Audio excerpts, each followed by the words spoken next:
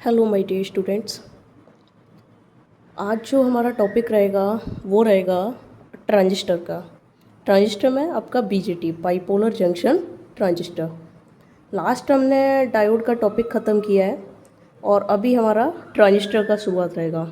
ये हमारा क्या है, एक एक्टिव डिवाइस ही है ट्रांजिस्टर हमारी, और इसको हम एज ए स्विच या एम्पलीफायर की तरह यूज कर सकते हैं। तो पहले एक इसका बेसिक इंट्रोडक्शन पढ़ेंगे, उसके बाद इसके टाइप्स एंड वर्किंग। ओके, तो पहले हम एक इसका बेसिक इंट्रोडक्शन देखेंगे कि ट्रांजिस्टर क्या है। ट्रांजिस्टर हमारा क्या है, एक एक्टिव डिवाइस है।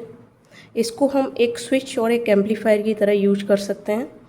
और ये कब डेवलप्ड हुआ, तो 1947 दिसंबर 1947 में हमारे 3 साइंटिस्ट थे, John Bardeen, William Shockley and Walter Britain. इन्होंने क्या किया, एक लैब में, उस लैब का नाम है Bell laboratory, Bell telephone lab, ठीक है।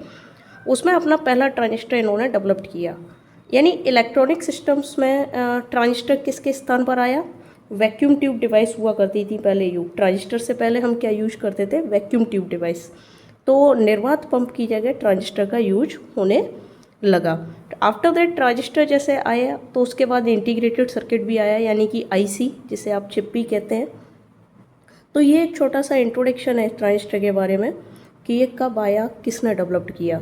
तो ध्यान रखिएगा कि दिसंबर 1947 में 3 साइंटिस्ट रहे हमारे, आपका John Bardeen, William Shockley and Walter Britain. और कौन सी लैब? बेल लैब थी। उसमें उन्होंने पहला अपना ट्रांजिस्टर डेवलप्ड किया। और किसके प्लेस पे आया ये ट्रांजिस्टर? वैक्यूम ट्यूब डिवाइस के प्लेस पर। वैक्यूम ट्यूब डिवाइस को इसने रिप्लेस किया। ओके, बेसिकली एक बीजेटी में होता क्या है, जैसे आपने डायोड पढ़ा था, डायोड में हमारा एक ही जंक्शन था। जैसे स्ट्रक्चर हमने देखा था, डायोड का स्ट्रक्चर बना लेते हैं, उसमें हमारा बीच में एक ही जंक्शन था। एक पी लेयर होती थी, एक एन लेयर, तो ये जंक्शन एक ही हुआ करता था। लेकिन यहाँ ऐसा नहीं है, यहाँ हमारे 2 जंक्शन होंगे जिनको कि या तो पी टाइप या एन टाइप सेमीकंडक्टर को सैंडविच करके बनाया जाता है। सैंडविच मीन्स, मैं बता देती हूँ कि यही डायोड की ये 2 लेयर के बीच में कोई एक एन टाइप या पी टाइप लेयर सैंडविच कर दी जाए। जैसे टाइप्स हैं आपके ट्रांजिस्टर के, अकॉर्डिंगली आपका ट्रांजिस्टर का जो नाम है उस हिसाब से इसके जो 2 प्रकार होते हैं, टाइप्स की अगर बात करूं तो ये 2 प्रकार का है। पहला होता है आपका एनपीएन और दूसरा होता है आपका पीएनपी। तो जैसे 2 एन लेयर्स के बीच में एक पी लेयर को सैंडविच कर दिया जाए तो वो हमारा एनपीएन ट्रांजिस्टर बन जाएगा। 2 पी लेयर्स के बीच में एक एन लेयर को सैंडविच कर दिया जाए तो वो हमारा पीएनपी ट्रांजिस्टर बन जाएगा। बन हमारा ये डायोड से ही रहा है। जैसे मैं कंस्ट्रक्शन बना देती हूँ, ये हमारा कोई 3 लेयर है, एक एन और एक एन ये ले लिया, बीच में हमने पी लेयर को सैंडविच कर दिया। तो ये क्या होगा कि इसमें हमारा एनपीएन ट्रांजिस्टर बन जाएगा। डायोड में आपके 2 ही टर्मिनल होते थे। मैं एक डायोड की संरचना भी यहाँ कंपैरिजन के लिए बना लेती हूँ कि आपका पीएन जंक्शन डायोड है। इसमें हमारे 2 ही टर्मिनल हुआ करते थे, एक हमारा एनोड और एक हमारा कैथोड, ठीक है। एनोड कैथोड और एक जंक्शन, जबकि और इसमें 2 ही लेयर होती थी, पी और एन। अगर आप ट्रांजिस्टर में बात करो तो 3 टर्मिनल है हमारे। टर्मिनल, इसको नाम देते हैं हम एमीटर। एमीटर मतलब उत्सर्जक। इसे नाम देते हैं हम बेस। बेस मतलब आधार। और इसको हम देते हैं कलेक्टर। कलेक्टर मतलब संग्राहक। कलेक्टर मतलब संग्राहक, कलेक्ट करने वाला। इसमें 3 लेयर हैं, एन, पी, एन, और 2 जंक्शन है। इसको एमीटर और बेस के बीच के जंक्शन को जे ई बी कह लीजिए, कलेक्टर और बेस के बीच के जंक्शन को जे सी बी।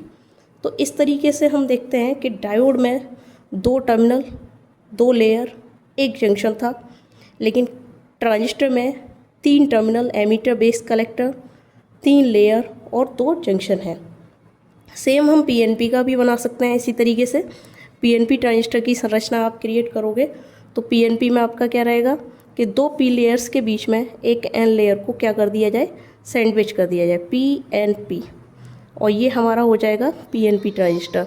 सेम टर्मिनल्स के नेम समान ही रहेंगे। ये आपका एमीटर, ये आपका बेस और ये आपका कलेक्टर, ठीक है। ये आपका वही सेम जंक्शन रहेगा, ई बी। ये आपका सेम जंक्शन रहेगा JCB। तो ये एक छोटा सा इंट्रोडक्शन है आपके ट्रांजिस्टर का, और नेक्स्ट पार्ट में हम इन दोनों ट्रांजिस्टर की वर्किंग पढ़ेंगे।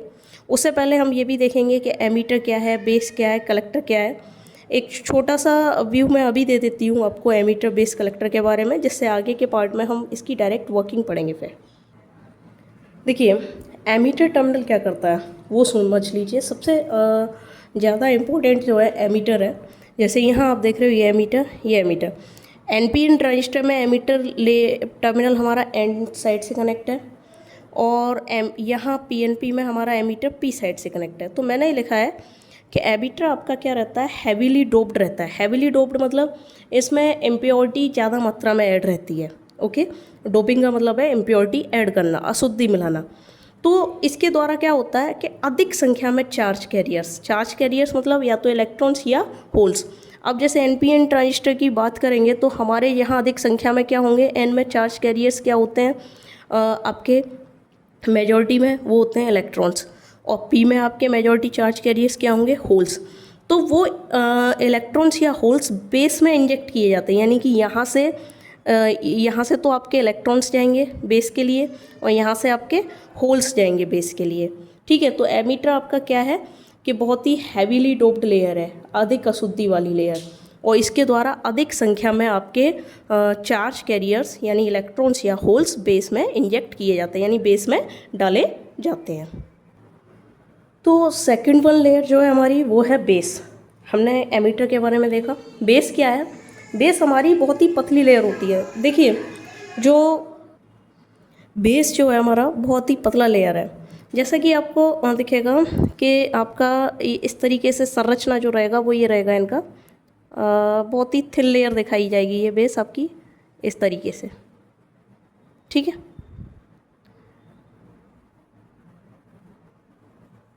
अब इसका कार्य क्या है देखिए, आपको समझा देते हैं। कार्य बहुत ही सिंपल है बेस का। एमीटर ने मान लो कि यहाँ आपके PNP ट्रांजिस्टर की वर्किंग को ले लेते हैं। यहाँ पे P में आपके मेजॉरिटी चार्ज कैरियर है होल्स। यहाँ एमीटर ने उत्सर्जित किए 100% मात्रा में होल्स। कितने, 100% मात्रा में होल्स इन्होंने क्या किए, उत्सर्जित किए।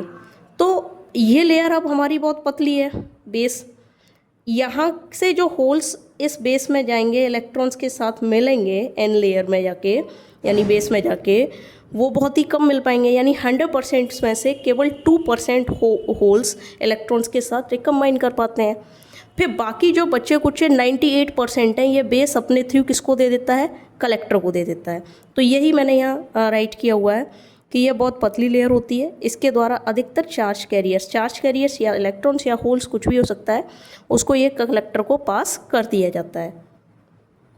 अब हम अपनी तीसरी लेयर की बात करेंगे जो हमारी है कलेक्टर, यानी third layer is the collector layer. देखिए ये जो आपका कलेक्टर लेयर होता है, यानी ये वाला लेयर आपका कलेक्टर, सबसे लास्ट वाला लेयर, ये क्या होता है, ये मॉडरेटली डोप्ड रहता है। यानी सबसे हाई डोपिंग हमने एमीटर में की, सबसे मीडियम डोपिंग हम कलेक्टर में करते हैं, और सबसे कम डोपिंग रहती है बेस में। ठीक है, लेकिन अगर मैं विड्थ वाइज अगर कंपैरिजन करें तो सबसे ज़्यादा चौड़ाई आपकी कलेक्टर लेयर की रहती है, उससे कम आपका बेस का, एमीटर का, और सबसे कम आपका बेस का। सबसे पतला लेयर आपका कौन सा होता है, बेस। तो कलेक्टर लेयर जो होता है वो मॉडरेटली डोप्ड रहता है, यानी इसमें डोपिंग जो है एमीटर के कंपैरिजन में कम की जाती है, लेकिन बेस से ज़्यादा। तो ये कलेक्टर क्या करता है कि एमीटर से आपने क्या किया कि 100% मात्रा में यहाँ इलेक्ट्रॉन्स या होल्स उत्सर्जित हुए। मैंने बताया था कि ये सबसे अधिक मात्रा में इलेक्ट्रॉन्स और होल्स उत्सर्जित करता है एमीटर।